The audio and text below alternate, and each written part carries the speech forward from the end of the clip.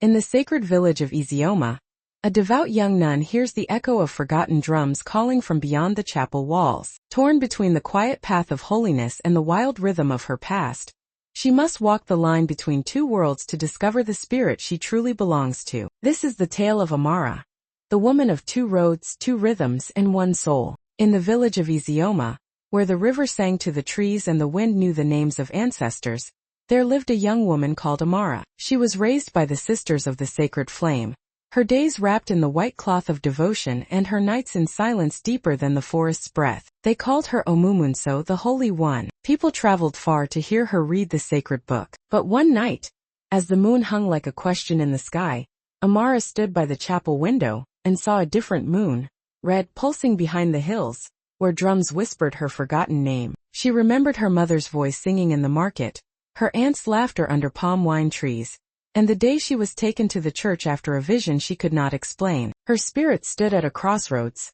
one foot on sacred soil, the other on burning sand. She asked herself, can a bird with two wings fly if one wing fears the sky?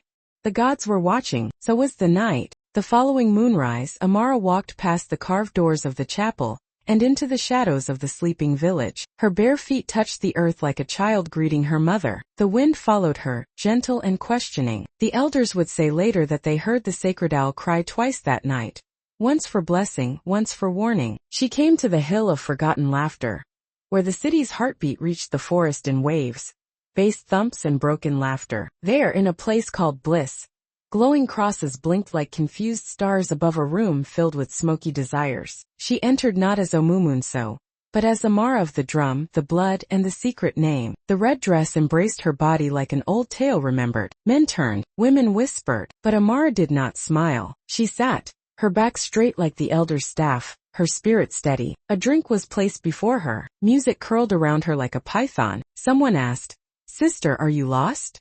She answered, "No, I am remembering," and under the neon light a new cross burned, not on a wall but in her chest. Word reached Izioma like the wind slipping through cracks. Amara has entered the house of noise. The sisters prayed louder, the villagers gossiped in whispers, but Amara, seated between the sacred past and the hungry present, was neither ashamed nor proud. She was curious like the tortoise at the riverbank, eyes deep, shell heavy with stories. In Bliss she met a woman named Sika. Her skin shimmered like moonlit water, and her voice was a sharp flute cutting through noise. "Why are you here, cloaked in church and dressed in fire?" Sika asked, her gold earrings dancing with every word. "I came to see if joy lives here," Amara said. Sika laughed, but her eyes watched Amara like a leopard watching a spirit. Together they danced, not wildly, but with the grace of rain touching dry earth. And as Amara danced, she saw a mirror behind the bar. In it, two women stared back.